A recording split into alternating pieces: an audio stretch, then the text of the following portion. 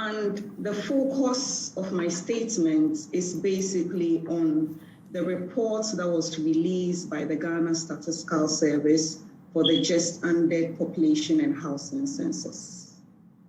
So just before Christmas, we saw that the Ghana Statistical Service released one of its reports, and the section on the labor market is quite telling of the need for us to take a critical look at employment generation challenges we have faced as a country. And when you look critically at the reports, you see that unemployment rates among the population 15 years and over is 13.4%. Among the population 13 years to 35 is 19.7%. Even worse is the rate of unemployment among young adults, 15 to 24 years. That is 33%. So when you take 3 young adults in Ghana, 1 is definitely unemployed. This is quite alarming in a matter of national security threats, particularly with examples we have seen in other African countries, like in the Arab Spring. What is equally worrying in the report is the fact that more than 46% of the unemployed persons have given up hope. They are no longer looking for jobs, although they are available to work. So indeed, this is something that should tell us that as a country, we need to take a very critical look at our strategies towards employment generation. And when you take a critical look at the jobs in the report, you see that the public sector, which is government, employs 10% of the people that are employed. 13% of the people employed in the formal sector are in the private sector. The rest of the labor market, the employed persons, are in the informal sector, 77%. This data compares directly with previous data we have on the labor market in terms of the GLSS. But when you look at the unemployment data, it is quite a staggering departure from what we find in the GLSS, earlier versions of the data. So this is an indication that the structure of the economy is not changing in response to the need for jobs.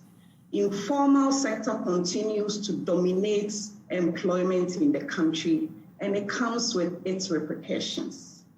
The private sector, which is the engine of growth, is clearly not expanding because it employs only 13% of the employed population.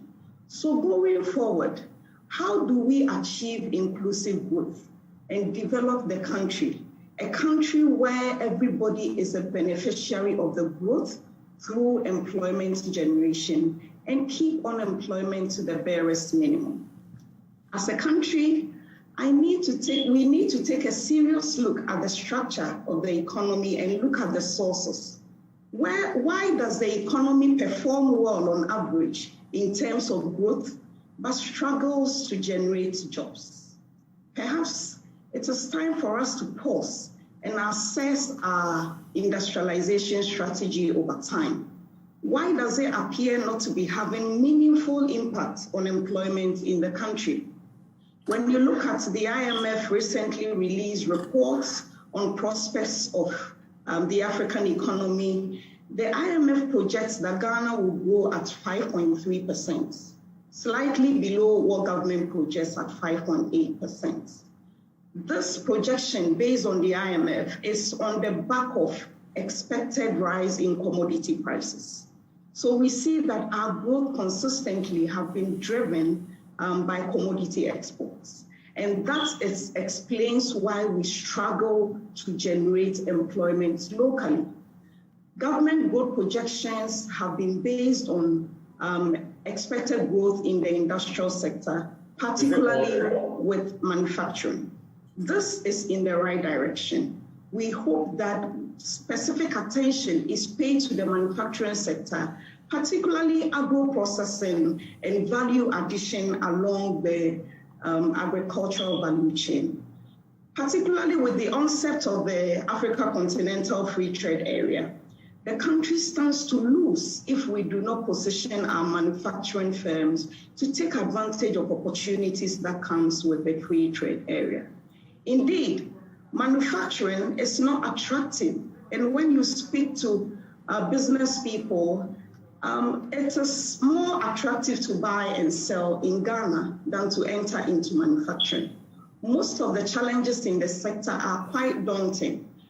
They talk about infrastructure, access to credit, cost of energy. The whole business environment with regulation is not friendly for manufacturing activity. And that is why most people would rather go outside, produce goods and with local names and bring them onto the market to sell.